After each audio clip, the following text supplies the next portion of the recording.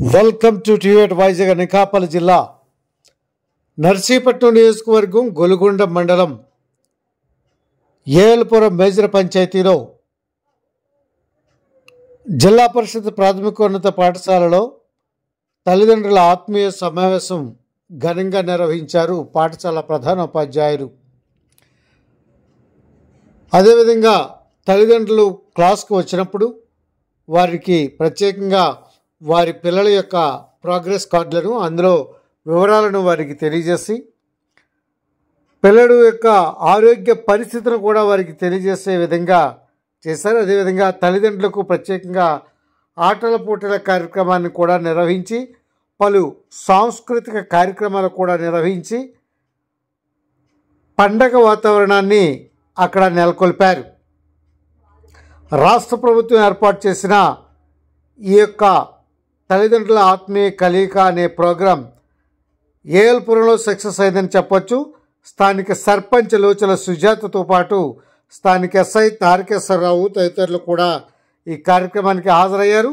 దీంతోపాటు ముఖ్యంగా పాఠశాలలో స్కౌట్ విభాగంలో పిల్లలు ఎంతగానో చాలా క్రమశిక్షణగా మెలిగి మొత్తం వాతావరణానికి వన్నె తెచ్చే విధంగా వారు ప్రవర్తించారని చెప్పవచ్చును.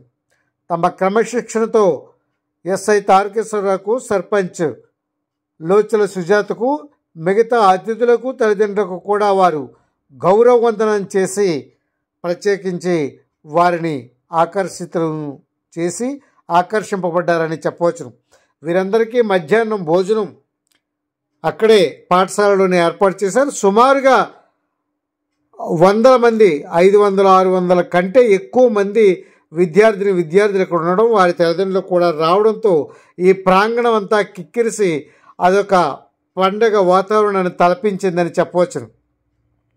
ముఖ్యంగా తల్లిదండ్రుల మధ్య ఆటల పోటీలు, తాడు లాగే పోటీలు కూడా పెట్టడం ఇక్కడ ఒక సంతోషదాయకమైన విషయంగా చెప్పవచ్చు. అయితే చిన్న పెద్ద అనే తారతమ్యం లేకుండా ప్రతి ఒక్కరూ లైన్లో నించొని, తల్లిదండ్రులతో సైతం పిల్లలు కూడా లైన్లో నించొని ఆహారాన్ని స్వీకరించి మరి ఎంతగానో సంతోషించి వెళ్ళారు. విద్యార్థులతోనూ ఇటువంటి ఆత్మీయ సమావేశంలో కలుసుకొని మాట్లాడడం నాకు చాలా సంతోషంగా ఉంది. అయితే ముఖ్యంగా పేరెంట్స్, విద్యార్థులు, ఉపాధ్యాయులు కనుక ఇప్పటివరకు చెప్పారు, పిల్లలు ఎక్కువ సమయం అంతా ఉంటారు కనుక తల్లిదండ్రులు ఇంట్లో ఏమైతే చేస్తారో అవి పిల్లలు అనుసరిస్తారని, అందుకనే మన పిల్లలకి ఇంట్లోనే మంచి విషయాలు నేర్పిస్తూ ఉండాలి. మన పిల్లల భవిష్యత్తు బాగుండాలి అని అంటే మన తల్లిదండ్రులుగా మనం చాలా కేర్ తీసుకోవాలి.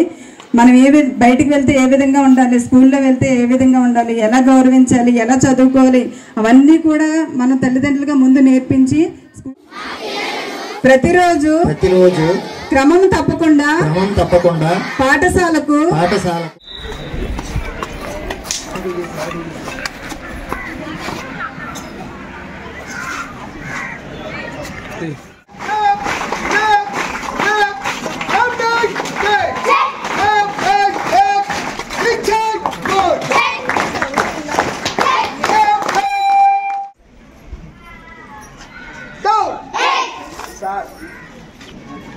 అందరూ ఒకసారి మనస్ఫూర్తి 3 క్లాస్